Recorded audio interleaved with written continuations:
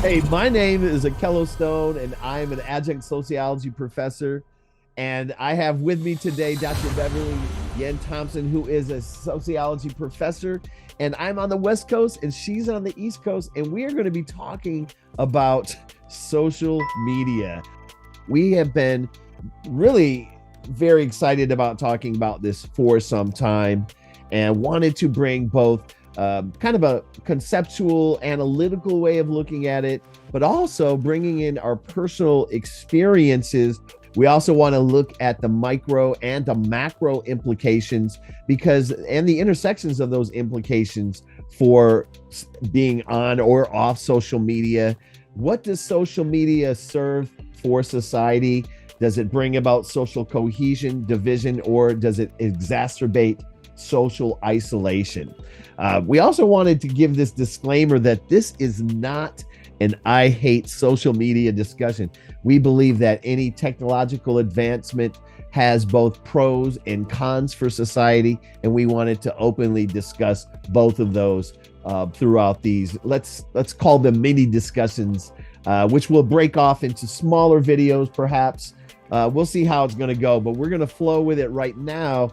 And Beverly's going to talk about, get us started on a timeline, because it's always good, probably as a sociologist or just anyone who's really delving into subject matter, is what are the roots of social media, the purpose of social media, and what has changed since social media emerged on the scene. I remember getting onto the internet in the late 1990s, and first there was Dreamweaver, where I was learning some kind of HTML to make my own website. But the more interactive internet websites started for me, from my perspective, with the website called Indie Media, which was an activist-oriented website, and it was really unique in that anyone could upload their own images to this website, say from a street protest, or even just write perhaps a blog post or a message, and it could be posted on this website instantly. Before that, you could write your own website per se, but you couldn't engage on a different website or platform. And so that was really groundbreaking, because right before that was the day of disposable cameras. If you had those, where you had disposable film cameras, take them to the store, spend what I don't remember, $10, $15 to Yeah, get film yeah, developed, and then half of them are terrible. And so yes, yes. really a big difference for, young folks today is that, we were shooting film, and there wasn't a way to post that until around the 1990s, late 1990s, but really into the 2000s.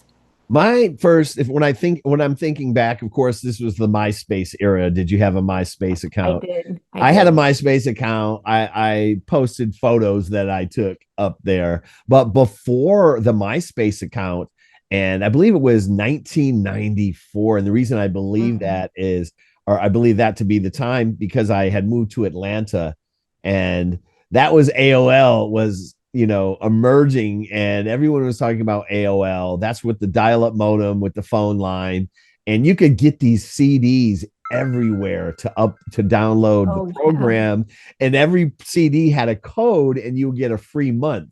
So I had like a stack of them. So after my month was over, I would reinstall and use this new number because I didn't want to have to pay. I mean, I was like a broke graduate student, but I would be in these chat rooms, and they were just very Yeah. basic chat rooms. There was no pictures, and it was 23 people, and they were based, you could only fit 23 people, and it was based around these different topical areas. And you would go into a chat room, and so imagine like coming Yeah. in, to a conversation with 23 people are talking at the same time, and then you had to look and you really had to interpret what was being Mm. said, and you might make a comment, and it might not be for 5 minutes that someone actually replies. So you're scanning, waiting to see if anything that you said resonated with anyone.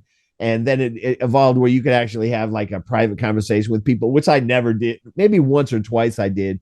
I kind of felt it was weird. It moved from public to a private realm, but this was like groundbreaking to be able to have conversations with people anywhere in the United States, you know, and sometimes I would be in those chat rooms for like 4 hours, which really I think emphasizes the original purpose Yeah, was that's to interesting. is reconnecting or networking with friends, classmates, colleagues, and then also creating digital spaces, you know, for expression and interaction with people that you would never interact with ever. And it's all anonymous. And when you're done, let's say I was done, I want to go to bed, I would just turn it off. Yeah, it's interesting because that was live. Those people are in there right Yes. now, and social media today is asynchronous. Yes, yeah. That is a huge difference, isn't it? It's just a huge shift. And I think it's like a live conversation versus an asynchronous one. Yeah, Totally because it's different. more social that it's live. And Much I more guess social. the young folks today are doing that kind of behavior with the video games where they have the microphone that they can be talking to their friends. Yes, and I think that again for connecting with people, and I'll probably say this repeatedly, but I think that synchronous definitely is more powerful and more connect has greater connectivity for people than asynchronous, where you send a message and then you might wait 3 days or 3 weeks for someone to respond. I mean, that's to me a new way. It's a shift in communication that is very different from what I, you know, started out with in social media. But then here we go, 2004 is the Facebook era. I actually remember being very resistant to going on to Facebook because it was like, oh, another thing, because I already had my MySpace going, right? Mhm. And then finally taking the plunge. You know, originally it was created for Harvard students to connect socially online, kind of like a yearbook, if you think about it, kind of like a yearbook that Yeah, people would use in the face of the people so you can recognize people. right. Great way to establish familiarity when you see someone in real life. You know, you're on campus of Harvard, you already know a little bit about them, and then expanded to other universities, the public, and then it says aiming to replicate real world social networks. So And it was that's real names too, which is a difference. it was real names. It wasn't about anonymity. It was about who. Yeah, It kind of reminded me of how real estate agents have their face and name on, like, you know, bus stations and benches and things. So when you meet that real estate agent, you have a familiarity prior to meeting them in real life. The tagline at this time, during this time, the early 2000s, was a social utility that helps people connect and share with the people in their lives. But then the purpose was broadened, right? the purpose or the turn because I think, YouTube started when 2005, I believe, something Yeah. 2004, 2005. And I was on YouTube at least by 2007, if Mm. not just 1 year after that. And so I'm just kicking myself now that I didn't take it more seriously at the dawn of YouTube. We had a real advantage there. And I didn't, really connect with it like I am today. But YouTube is amazing because you could upload your own videos. And these were short videos, if you remember Yeah. back then, Yes, they were. limited. That's why some of my early videos are shorter than 10 minutes because there was that kind of limit. And then Instagram comes after that. And then we have just kind of the floodgates of all Yeah. these different Yeah. kinds of platforms. And all of them are experimenting with different kinds of audiences, different purposes, and different format, So we have Twitter with that is a short form, just, writing with words. You can Yeah. also post Yeah. pictures and links, but just that these would be kind of short statements. And so it seems like a time of experimentation as far as different types of platforms, but just to see what would take off. And then, of course, they're copying each other, LinkedIn with Yeah. professional networks and so on. And just, yeah, Reddit with these more boards where you can go for particular topics and engage with a community around those things. And what's interesting about all these emerging social media platforms is some are really heavily focused on video, some are heavily focused on photos. Instagram was just photos. There was no video. There really wasn't commentary and hashtags and all that, right? It was just, I took this photo. This is what I see in from my perspective.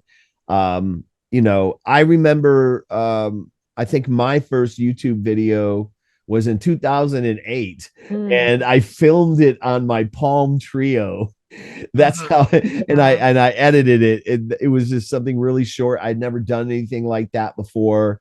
I guess I kind of wanted to wait until I had something to share, and that's when I really realized, how powerful video was, especially for people who are now looking at screens, small screens, versus when I grew up, it was like TV screens, right? So now it's then it moved to computer screens, and now we're carrying the videos around with us. And of course, these things evolved even more so. In the 2010s is where we really see monetization happening, and monetization is basically, the goal is to maximize engagement, maximize how many people are looking at your videos and following you, so that, of course, advertisers, we'll talk a little bit more about algorithms, but so that advertisers can, feature their products and services to the eyes that are watching your video. And then it's where we get the data collection, and user connection becomes a means to an end rather than an end itself. So that is the huge shift. And this is pretty much the historical evolution of social media into what we all know it to be. And there's many people out there that really don't know the roots. So I'm glad that we're able to show the roots and what has happened.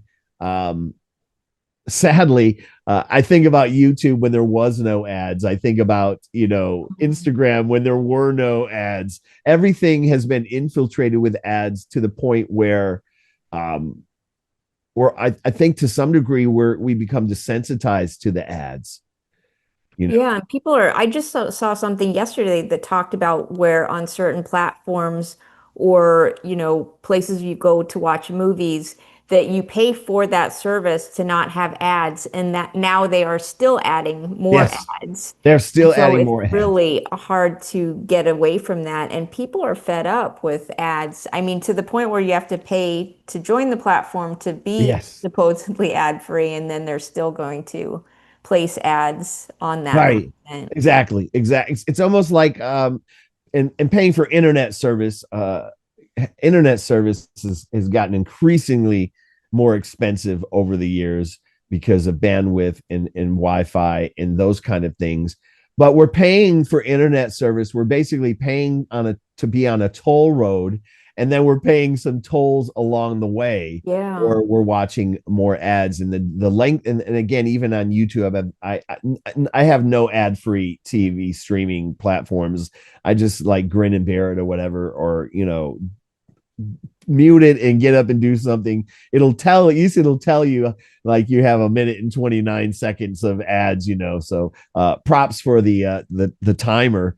But all this, the original purpose is, let's bring people together and give them another way of expressing themselves, now has become, for many people, their livelihood.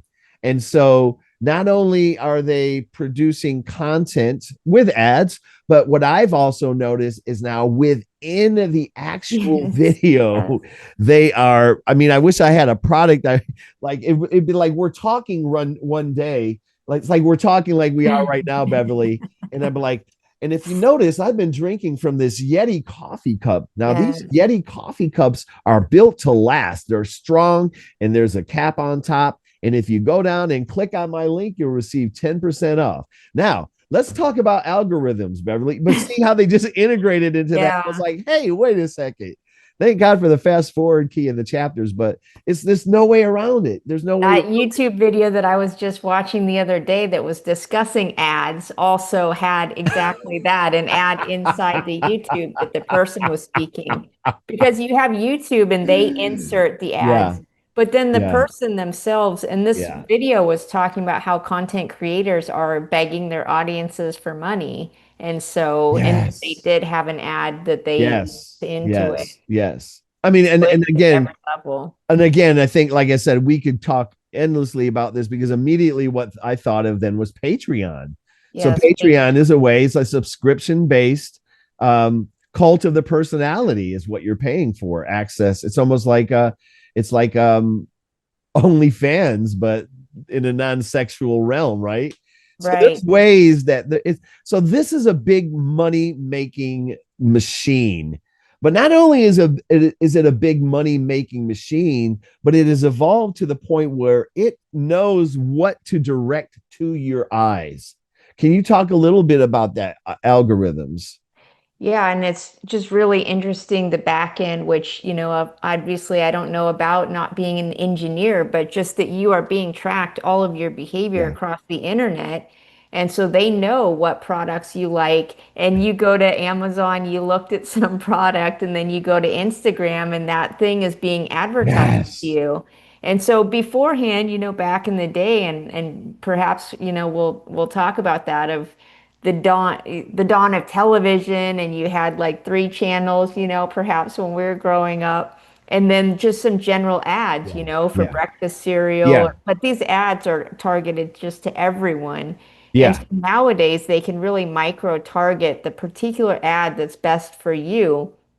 And they even ask you to participate, like which product is more to your liking if Yes. to target the ads even better to yourself, which you should not do, then you are contributing to your own downfall because they want to target products that you just can't resist. And so that is being embedded to you, but also they just want to give you content that keeps you scrolling. So therefore they can show you ads that you are watching. And so the longer you're on their platform, the longer you're watching their ads, and then they get a percentage of that. So it's just all about, sales and keeping you on the platform. But the Yeah. purpose of keeping you on the Yeah. platform is these Yeah. Yeah. advertisements that they're Yeah. making their Yeah. money on. And yeah, and I don't want to just gloss over that point where this is not something that just started happening, right? The emergence of television, contrary to what people know about television, but let's give an example of soap operas. Hmm. Anyone's familiar with the soap opera? The soap opera is so you have the, if you will, housewife who's at home cleaning and watching this the soap opera play out, and then comes on the advertisement for laundry detergent right there in front. So it's very different from a magazine where you can just turn the page. Oh, I don't, you are there for at least 20 to 30 seconds listening to it. There were, I mean, psychological factors in the past, I think, that we don't really talk about was the jingles and the songs that were made for certain products, and you would hear them again and again and again until you memorize them. I don't think that's so much happening. That might be kind of fun to do, like, songs about products, but I think people would mute them, right? People have a little bit more control over the sound and muting and things like I mean, we grew up, we didn't have a remote control. So whatever was blaring on the TV is going to blare until someone wanted to go over there and turn the volume down. And then sometimes you forget, and then you got to turn it back up. So this whole idea, it's part of the capitalist machine to increase consumerism, the sale of products. And there's no better way to do that than by putting things in their face over and over again. I know we didn't get right into our status in terms of pruning and quitting, but when you brought to light the idea of when that started happening, where let's say I bought some skin cream on Amazon, and you literally, just like you said, I was on Instagram and there was the exact same skin cream or the exact same audio cable. But the funny thing is like I just bought the audio cable. I don't need another audio cable, but it's trying to sell me the same thing. So that's a weird kind of a redundancy, I think, to try to make me buy something that will probably not need to be purchased for a while. Yeah, exactly. And just the main kind of distinction between our move from television to the social media is just that concept of mass media Yes. versus Yeah. now this kind of micro niche media. Because I mean, we have lived in these both of these worlds, and so we Yes. have that kind of perspective Whereas our students don't have that perspective. They were raised into this kind of Yes. Yeah. environment. Exactly. Exactly. So it's kind of like us being raised with a phone on the wall, and then prior generations maybe not having a phone Right. or those Yeah. kind We of had things. an answering machine, Right. Exactly. blinking light. Had to record a message. We bought them from cable TV, these Yeah. that Nobody's Home song, and you could buy Oh my like God. little songs to have on your When answering I'm not home, you got to leave your name, you got to leave your number. Wait for the beep. machine. Okay, And then sorry. you're listening to a cassette tape that's playing this message Yeah, to everyone. The yeah, point of mass media, though, if, when I was a kid, there's just, a few channels on TV if you're not paying for cable with the antennas. And so the point is that everyone saw the same show. So then you go to work at the water cooler and everyone can talk about the same yes, they did. shows. Yep. So you have something in common, you have Yeah, something to talk about. And you have these markers, like when people are talking about their childhood, they all watched the same show. yeah, They were impacted similarly. But nowadays, we're all watching different shows. So it's hard for us to find a common show that we're both watching that we could both talk about. And it's just a way to kind of have chit chat and connect with right, acquaintances, right. really. But what it does is it moves people online to find people who are watching those shows Yeah. or dialoguing about those shows. And then I think every show somebody has created some type of podcast microphone sitting around a table talking about what happened at each character after a certain episode airs. Then they have this email blast from Netflix called Tadum. Mm, Have you seen that? I And it's haven't. like then it'll take like it finds out what you just watched, and then it's going to go into critical analysis of what the meaning of behind the show was and breaking it all down. So people will find somebody, but and again that is moving them onto this freeway of advertising by doing that. There's no one at the water cooler talking about what happened on Dallas last night, and then they pull out an ad. That's never going to happen, right? So what it's done is it's because it's so fragmented. People, the other idea is just because we're watching the same show doesn't mean we have anything in common other than that show. But I Mhm. think people sometimes try to force commonality with other people based upon one area of interest, shared interest. It's a really complex thing.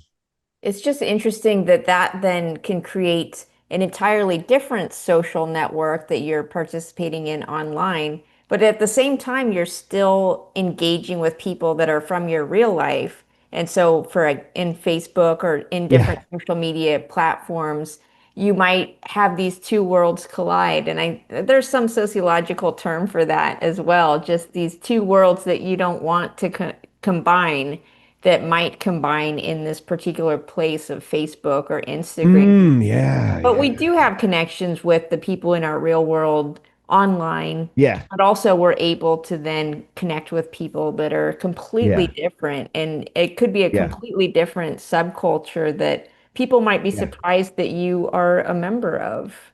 Oh, exactly, exactly. And we're going to talk a little bit more about that when we get into the pros and cons of social media, because there are definitely some pros about connectivity with people who may, prior to these social media platforms, have felt isolated from other people, like in the real world, but have been able to. And again, we could again do a whole nother conversation about like things like Second Life and avatars and creating like another persona and identity online that may probably take more of a person's time than in real life. And then Hikikimori, that idea and how that has been impacted by social media and those platforms online. But we have some really interesting questions that kind of emerged as a result of developing some speaking points for this discussion.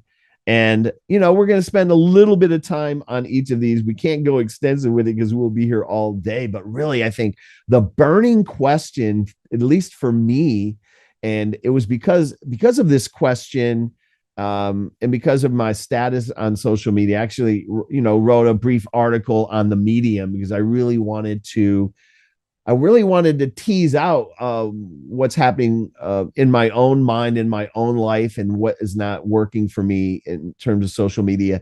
Is social media really social, Beverly? You mentioned the chat rooms at the dawn of the internet, and just bringing back that memory made me think, wow, that was more social in a way because of that live aspect. And you know that those 23 other people are sitting in the room right now with you and that you can communicate. And so that is seems really social. But also with the asynchronous nature of social media, I mean, it keeps bringing you back to the platform. And so you have that dopamine hit with the engagement, with people liking your posts, with Yeah. comments. And if it was withdrawn from you, you do feel that kind of lack in your life, that vacuum. And so there is a connection that you are having with people. And really think about it like, for example, the stuff that you post, say, on Facebook or Instagram, you're watching your colleagues, you're watching their kid grow up, for example. Mm-hmm, But you mm-hmm. have only met that kid twice in life, and now you see from Instagram that they're 5 years older. And so you would never participate in those movements, in those moments in their life, was it not for the social media. True. And so Yeah. it makes me think about like, well, in my personal life, in real life, I'm not engaging with very many people. And so not very many people really know what's happening with me in the day to day in the real world. Yeah. And the Yeah. only stuff that you really know about people now is on social media. So it's just kind of an interesting disconnect and Yeah. connection point at the same time. I agree. I agree. And the thing about when I think about what makes something social, I feel strongly communication is there, right? Sharing, Mm, listening, that interaction that happens between people. Um, but then when I really get kind of deep into thought about the matter, I go back to, the evolution of human beings, tribal communities, and to where we are today in these, ginormous urban metropolises is and even like when I wrote about like a little bit about this in the book that I wrote was how many people can we really keep up mhm. with? Like what is an acceptable amount of people, what acceptable or doable? We cannot, because I was thinking the other day, and happy belated birthday, Beverly. But I had to like abandon try to keep up with birthdays because it was just another thing, and it was like, oh my god, the pressure to do that. And I try to do it in an analog way, which is obviously not Mhm. perfect, rather than have an electronic notification tell me that it's somebody's birthday. But then Yeah. the idea of like, okay, so if someone has like 100 people in their circle, man, like how many birthdays they have to keep up with, or major events in their life like death and marriage and those kind of things. And again, this might be like a personal limitation of mine, but I feel like I can only manage and have quality relationships with a certain number of people, whether they're near or far. Yeah. Particularly, a lot of people I know are far away, like yourself.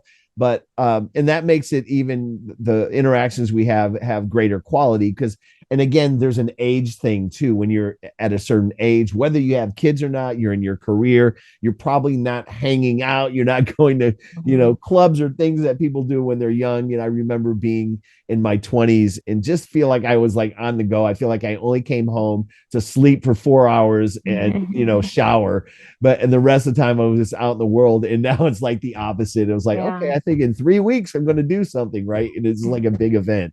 So the idea of social media for me was I found myself feeling overwhelmed, by the number of people I felt like I needed to keep up with. And again, what's happened with Instagram for me in the evolution of it is if I wasn't in there like liking or interacting with someone, they would no longer be on my feed. And then if Yeah. they're no longer on my feed, then I would forget and I would have to manually look for them. Right. And I was like, after leaving social media, I felt like most people probably didn't even notice because I was not even in their feed Mm. anymore. So if you have like 1,500 followers or whatever, that's just, basic number though. The number of people versus ads, and then you might miss something. And it was just like, okay, this is probably too much. Yeah, and it changes so fast too, because you Yeah. engage with lots of people over time, but they're just showing you the most recent engagements as well. So it's easy for people to drop off. True, true, exactly. And then they drop off. So then I found myself feeling, and like yourself, teaching online classes, it was like, okay, so I'm doing that for for a living, and it's asynchronous communication with my classes, and then my leisure time I'm doing more asynchronous communication. And then there's people who find ways to like send things through messaging, because Instagram didn't always have messaging, right? It was just like, here's my picture. And it Hmm. was like, okay, it's almost like when the evolution of technology, right? You mentioned the answering machine, but then it became voicemail that you could access from anywhere. So then you had, voicemail, you had snail mail, and then you had email, and then you had text messaging, and then you had the social media platforms. And that's just five. That's just basic. And then you might have an email for work, an email, personal work email.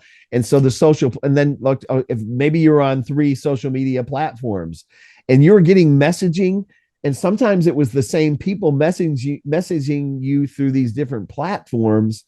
And it's a wonder that anyone could ever respond to you, within a certain amount of time. Yeah, exactly. So to me, that really degrades the social aspect of it. I think something being social is has to be much smaller, a smaller number of people, at the same during a certain period of time. I don't know what the limit is. It might be different for people. I like to cap it off at like 10 people, 10 to 25. I mean, I don't even know. I've never even done an inventory of how many people I actually regularly keep up with, especially post Exodus, is the number has, significantly dwindled. Yeah. Yeah, because people, yeah, especially over the life course, like you're saying, just that people's worlds do shrink as far as who's really Yeah. engaged with their daily life. And it's just more their kind of immediate nuclear family. Yeah, exactly. It is. And so it's an interesting shift. And I've noticed that there is an age um, differential when that happens. But what's really interesting too is what I project to happen to, let's say, millennials or Gen Z as they become in their 40s and 50s. Are they going to be able to maintain all these platforms? Are the platforms going to still exist? Are they going to merge into one? Or are people going to begin to abandon them altogether? I don't know. What would you project is going to happen? I think people's lives will be more online and their social engagement would be more online and even engaging with AI bots by choice and so Mm, on.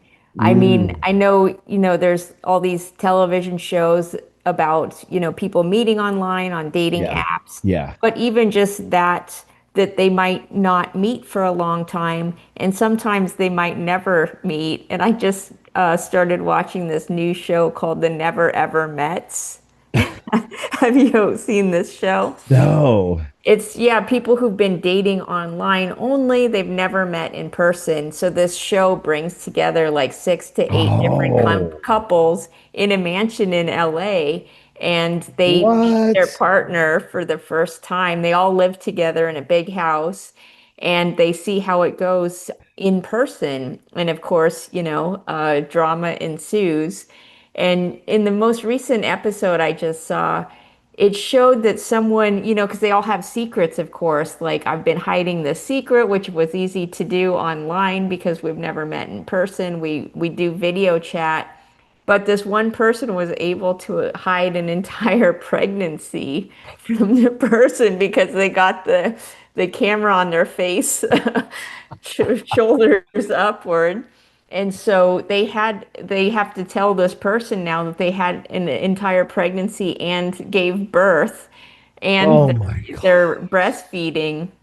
And so, if you're able to hide something like that, then you can hide absolutely anything. But it's just that I feel that younger generations are able to and have less tolerance really because, for our generation, you have to tolerate people in real life and you have to learn how to negotiate with in a relationship, Yeah, a real yeah, yeah. person. And they're a Right. slob and they left, the kitchen dirty. And so or you have roommates and you have to negotiate how to clean up after yourself. And I Yeah. just saw an article this morning how more college students are requesting single rooms and talking a lot about, anxiety disorders and whatnot. But even Wow. just if you think about Instagram has like create your own chat bot now that even this chat bot you create can chat with other people and can move on beyond you. Oh my goodness. And so, and just the idea that people are using Chat GPT as a therapist and stuff like that, like they're using it as a thing to talk to and to share their engagement, social interaction with a robot, and they know it's a robot, and then Mm. they start to really emotionally depend on this robot. I think that is a dangerous I situation. think so. I fully agree. Because there's something human, you need to have conflict with another human being and figure out how to talk about cleaning up the dishes. That's just an important part of life. And so if you're able to escape that, then I think that that is a problem for human connection. And since we're a social animal, it's just so imperative that we connect together. I mean, and that's a good point. The idea of being social also means we have to address conflict. We have to Yeah. resolve problems. We have to Not be so selfish. not be so selfish, show empathy, be able to compromise and be able to Yeah. understand somebody else's point of view and be able to, I think, and I think ultimately uh, we have to be able to sit with uncomfortable Yeah. moments. And I think, Regulate your right. emotions. And I think you can totally escape all of that if you're trying to have like surrogate relationships with, with words, really Yeah. with words and ideas rather than the grittiness of people, you Because know? I can see a transition from online dating to online dating where you don't really meet. And, of course, you can date people anywhere in the world. You Right, can right, search in right, any country, in any right, place with any right. topic. And so you could be dating someone that's 12 hours ahead of you, so there's barely any time synchronously to speak. Yeah, And yeah. then it's just a few more steps before you're just fully dating a robot. I mean, how, Who and always this says is the right thing that you never have a conflict with. the idea of dating someone that you can never touch and you can never smell, and you know what I mean? And those multiple sensory experiences that we have as human beings, it's not just what we see and hear, but those other senses that help connect us to other people, Yeah, you I know? guess that's in this show, The Never Ever Mets. I mean, obviously, she got pregnant with someone else while she's supposed to be loyal Right. to her person she's dating online, who she's never met in person. And so it just perhaps that would be that next level of you have this emotional connection with the robot, but you have some physical intimacy with another person, but you're not, Right. Gotcha. combining Gotcha. those two things. Gotcha. Yeah, yeah, yeah. That sounds like a modern age polyamory at its finest.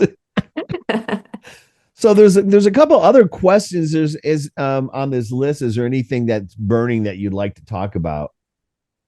Well, you and I have both been on YouTube since almost the dawn of YouTube, Yeah. and you and I connected for our love of video. And Yes. so even our relationship, I mean, what year did we meet? Was it 2010, 2007? It's been a long Yeah, it's been time. a long time.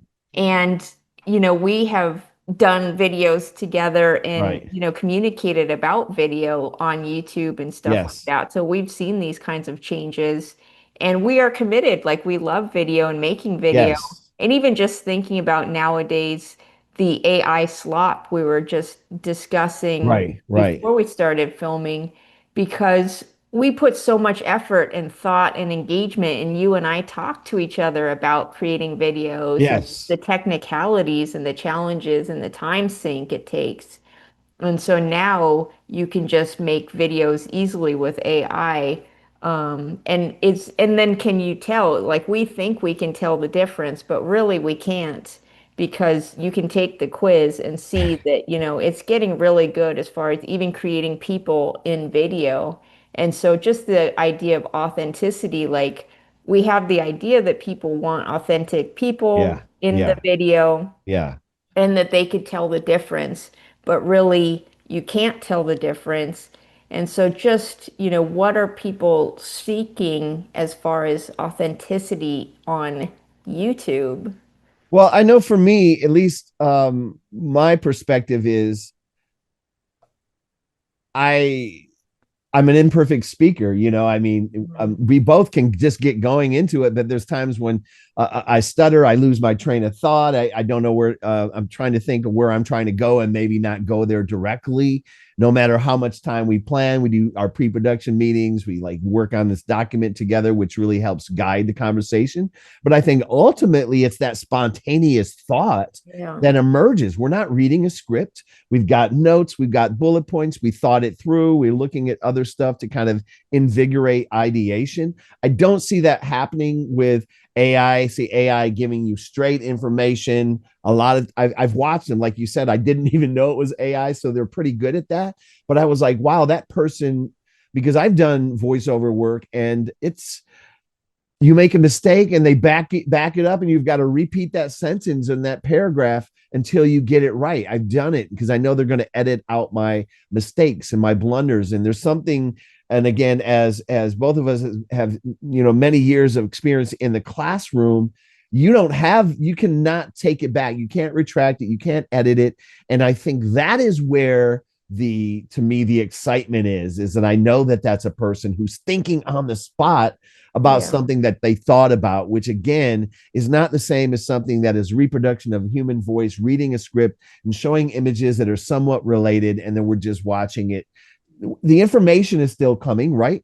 It's almost kind of like reading, studying for that driver's test or whatever.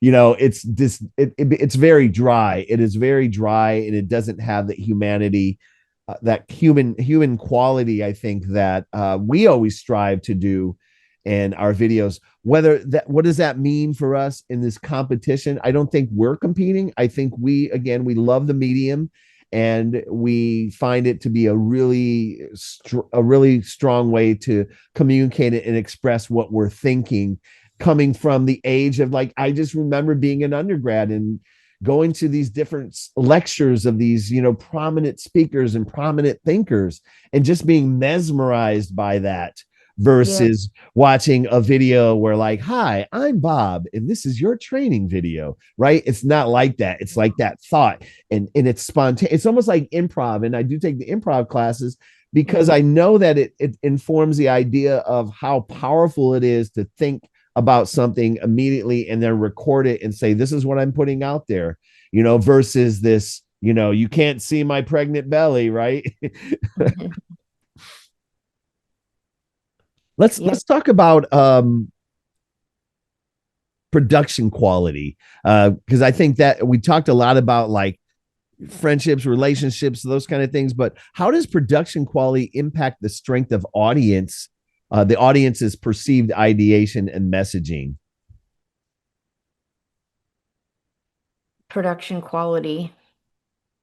So we've seen people on YouTube videos, they've got the full set, They've got the $300 microphones. They probably have like the $800 camera, the lighting. They probably have multiple cameras happening.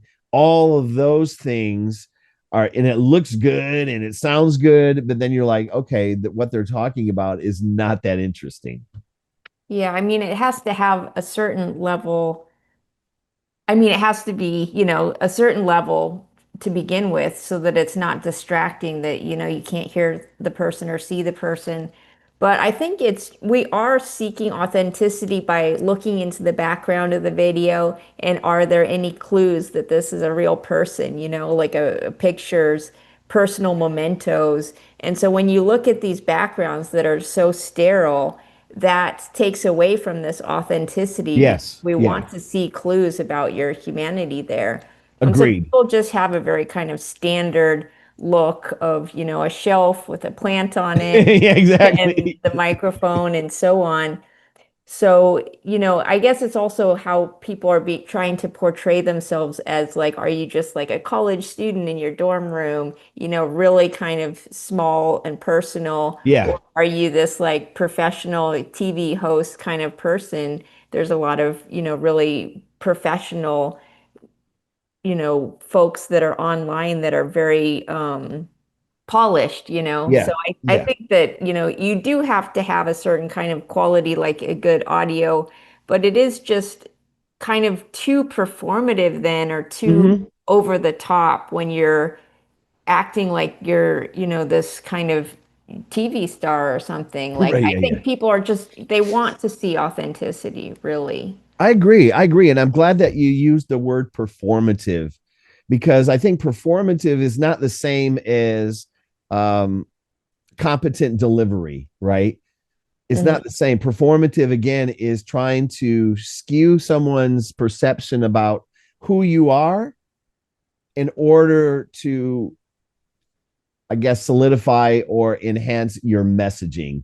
Because my thing is what you're thinking about and how you're expressing it is above and beyond more important than the things in the background. I'm not hating on people for doing that. I think for many people, I'm glad they have like a clean look and those kind of things. But I'm more apt to see someone more in a more, like you said, an environment that says, this is my environment, this is me, this is where I also work, like I work in the same space that I film. This is not like a separate room or a studio. And so this is where I think, this is where I write, and this is where I speak from this particular standpoint. And and again, what is the ultimate goal that people have for being on something like YouTube could be is very different than what you and I are trying to do. Other people really are. I was watching some video the other day and I was like, oh yeah, I see something in the background. Okay, there's multiple. It's almost like if you had books in the background. And I said, oh yeah, that book is going to be integrated into this video at some point. And they did integrate it and it became a journal that they've been working on. It's only available for a limited time. And it totally disconnected me from what I thought was a meaningful message that all of that is to bring me in to sell me something. And I was like, you know what? I know everybody has to make a living, but I don't think that YouTube is for the sole purpose of that aim. I think it is, again, still to be able to allow the average person to communicate and express their ideas where before there was no platform for that.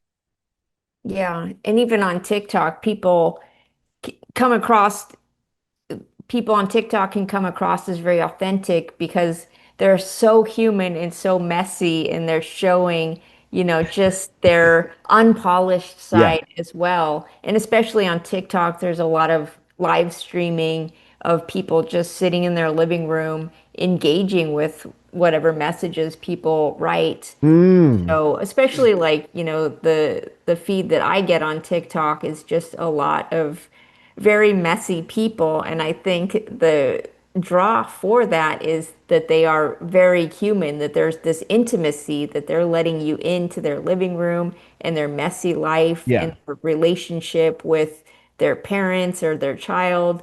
And so it just has that level of authenticity. But on the other hand, there's a lot of AI slop videos on TikTok and Instagram. And Mm. those are funny videos that people want to laugh at. So I guess there's different levels of appeal for all different types of this kind of quality. I think that also when I think about people in general and watching, if you will, there's exhibitionists and there's voyeurs, right? And then those videos that you're discussing, I think the value is people just want to watch other people kind of in their natural habitat like that. They're not looking for a message. I think what is it? What is the I think it was Zimmel and talking about from a sociological standpoint, um, people wanting to see if somebody fails. It's like waiting for someone to trip or mispronounce a word. Like people are waiting for that moment to happen so that they can denigrate someone for that, right? And then there's other people who just want who I mean, I'm going to say get off, but not necessarily in a sexual way. But something about maybe get off means like a rise in dopamine by just watching people, or I'm sorry, not we already talked about that, but by showing people who they are in life, which could be very boring. They're eating, and I'm not gonna lie, I've somehow have gotten on this video recently, and it's called Lonely Japanese Man, and it's this man in he lives in Japan, and it's just him in his daily life, and then he narrates it, so he's never talking on the camera.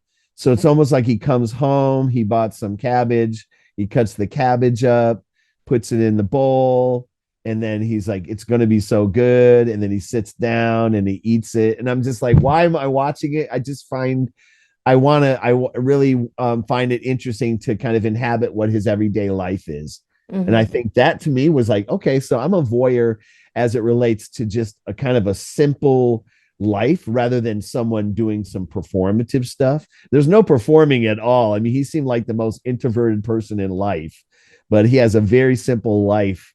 And I maybe go out and buy some bok choy, and I cut it up and sauteed it yesterday. It's so crazy. I just saw how he cut it because I think I also learned by watching. I learn by observation rather than someone like, especially with cooking. I don't, someone says, put a dash of this, a dash of this. You've seen the Instagram videos, right? And I'm like, I have no idea. How does someone keep up with that? But if I just watch somebody do it, how they cut things and what Yeah. they do, then I'm like, oh, okay, I get it. So there's this kind of an unspoken way in which I can learn through observation. And then I think other people maybe are cultivating empathy or they're looking at their own lives. So there's a certain quiet reflective result from being a voyeur. Yeah. And it's interesting for us as sociologists, and I'm an ethnographer, so my research method is to Yeah. watch people in Yeah, in yeah, their exactly. habitats. And now you can do that on TikTok, You you can can, you're watch right. people that are very different from you. And if Yeah, you're trying to understand them, living these kinds of different kinds of subcultures or what have you. yeah, true, it's true. So again, I think I wanted just to make sure we injected some aspects of social media which we would never in our life I would never in my life know what it's like for an everyday person in Japan. I would never know what it's like for there's this black man in China who goes Yeah, he speaks learning fluent Chinese, Chinese. and like to see that play out, or like that's what I guess that's because we're sociologists, we just love to see those kind of things play out like in real time, and like imagine what that would be like. um and so I think it offers us a different way of looking at the world. I think it does. Yeah. And that being said is it's opened up the world, and for many people that's too much, like that's too wide. They still want to narrow their voyeurism towards something that's kind of familiar and next door, Mhm. rather than the other people is like, oh, and then there's this other one where it's a black woman who lives in Iceland and she did all these videos, and I Oh, was like, man, that must be an interesting experience. But yeah. interestingly enough, not to digress, but the last time she popped up on my feed, she gave it was the announcement that she was pregnant, and so now her videos are about her being pregnant. I was like, okay, well, that's an interesting shift. I thought it was about like Iceland, and this, so I think for me, sometimes I'll watch a particular person on YouTube over time, and then I lose interest and then move on to something else. Have you ever had that happen? Yeah, and especially the turn of their lifestyle, having children or whatnot. It's like Yeah. this is the end of our journey together. This is it. It's nice knowing Because you. now no more, now the adventure is over. So yeah, for sure, things can change. And just like you mentioned, it's a way to open the world and to really see how other people live. It also Yeah. just, the opposite, of course, of polarization in that you find your niche, your group, but it can also, of course, just reproduce hate and Yeah. hate of the other Yeah. as well. So we Yeah. see that in the world of politics Well, and at this point, let's outline. Let's just run through the list that we've created of the pros and cons. Mhm. Go ahead with the pros if you like. The pros. So the pros start out with the promise of social media to bring people together. Yeah, uh-huh. Let me. Yeah.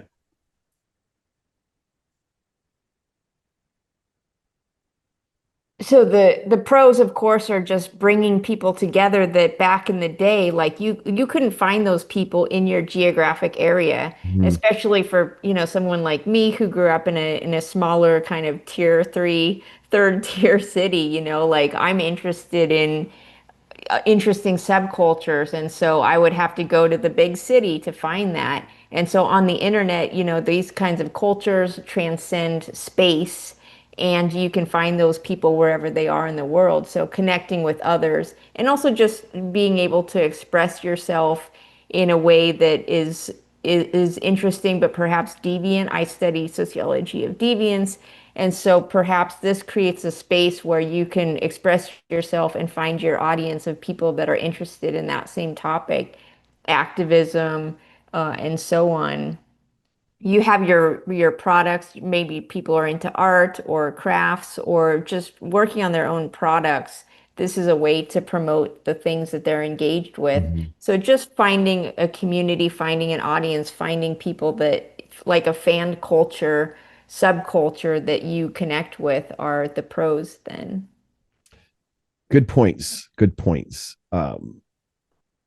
Now the cons are a little bit also some things that we have talked about, but uh, on this side of things, how social media divides and alienates people and often from themselves as well. And which we didn't go into because everybody knows there is a lot of discussion on how people compare their own lives to the lives of others, which then alienates them from the lived experience that they have and the unique life that they live. But the cons are the agents of socialization. One of them is the media. It has a prolific impact on how society operates, how people are socialized, and how people view themselves. So there's an identity there. Like you said, polarization, it creates greater polarization as people find factions of ideas that are different or the same. Consumerism, mass consumerism, bullying and targeting those who are different.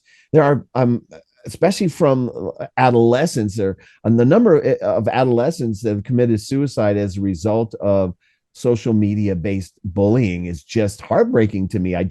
Sometimes I just can't believe that that's actually happening, but it does. The exacerbation of loneliness and the displacement of deep connection. Time spent on platforms often replaces face to face interactions. Studies have found that heavy users of social media report higher rates of loneliness, depression, and particularly among young adults. The self-esteem issues as a result of comparison of one life to the other. That's called the comparison culture. And then, of course, the right-wing proliferation, the way in which these right-wing ideas have never had a means of reaching such a broad audience than they have through social media, and the way in which that can actually galvanize hate groups, violence, and the like.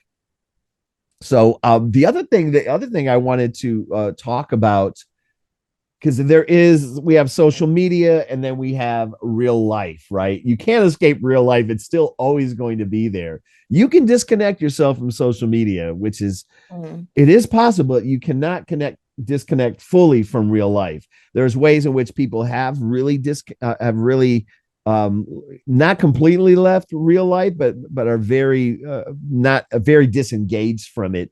But the social media's impact on global reproduction rates. So the world, obviously, the population is always being monitored, the number of people, the number of births, the projections of how many people are going to populate the earth. And there are certain countries that there's great concern that because of the delays or people deciding not to have children because there's delayed relationships and parenthood, there's shifts in dating norms, there's changing attitudes towards parenthood and reduced fertility intentions. So what say you, doctor, to these major points? I think a lot of these demographic shifts are based on social class, money, resources. It's just part of the development that as countries become more developed, as people become richer, more educated, then they have fewer children.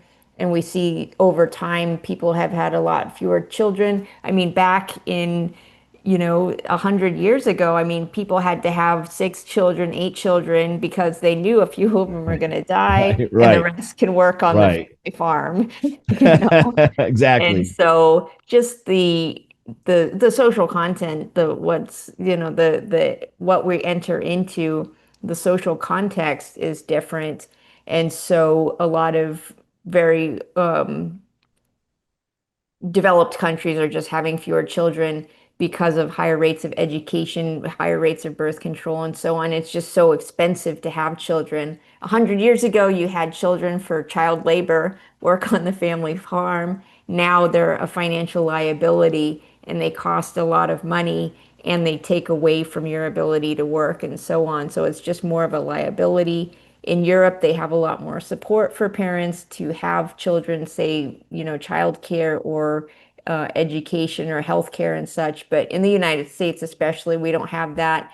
And so it's just a huge liability to have children.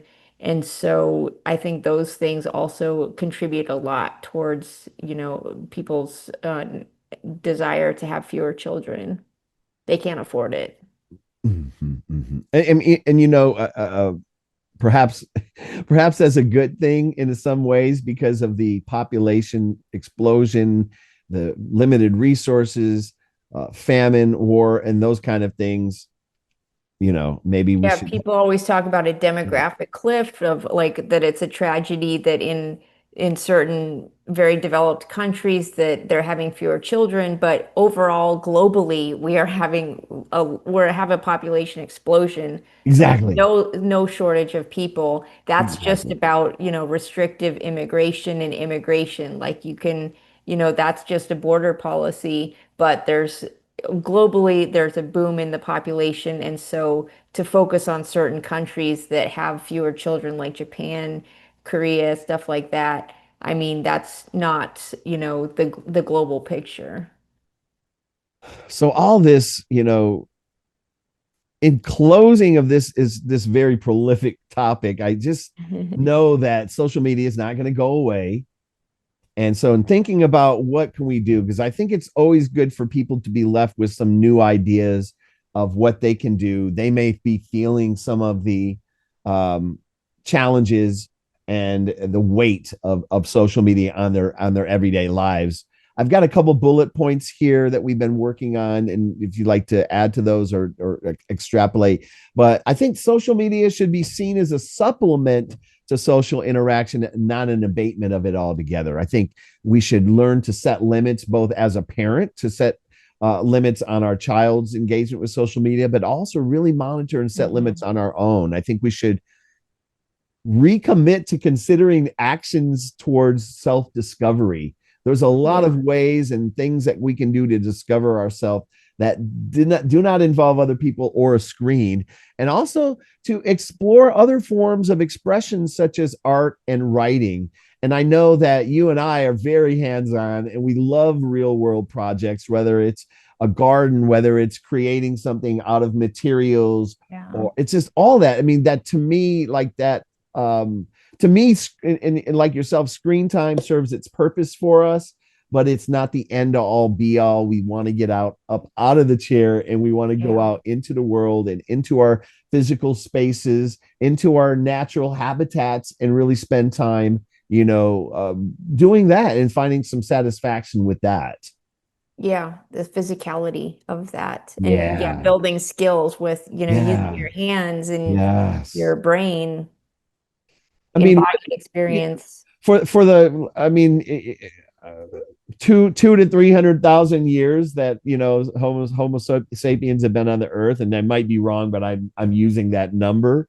And for the last how many years, really, in that long span of time, are we no longer getting physical?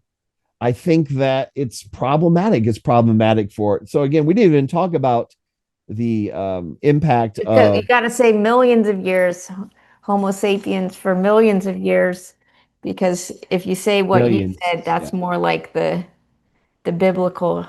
Okay, so for millions of years, Homo sapien. I'm very no good with numbers, but for millions of years, humans have been on the earth, roaming on the earth, being physical, hunting, gathering, and living, and then creating societies. But everyone having every day there's something physically happening, and now you have people driving around a gym parking lot trying to find the closest park to be able to walk in and walk on this rubber treadmill, to some of it, but I think that people are not active enough. And I think one reason is because they're sitting in front of the screen at work, and then they go home and they're in the screen, and then they turn on the streaming services.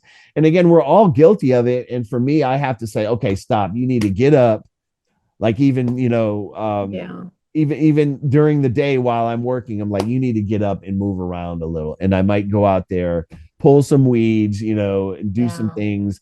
I like to draft out ideas that I'm going to engage with the physical environment, but being more physical is going to really be good for your mental health, definitely for your physical health, and it will get you off those social media platforms. So find something different. Yeah, exactly. Yeah. Well, thanks so much. I really enjoyed our conversation today, and I really enjoyed discussing this with you today. Yeah, fantastic topic for sociologists to jump into. So thank you. Absolutely. Absolutely. So just keep, keep finding new ways to live your life. Life is short. We've been here a million years. We want to only get our 75 if we're lucky, and get up out of the chair and do something different. Take care. Peace. Bye. For more videos, check us out on YouTube at the following channels.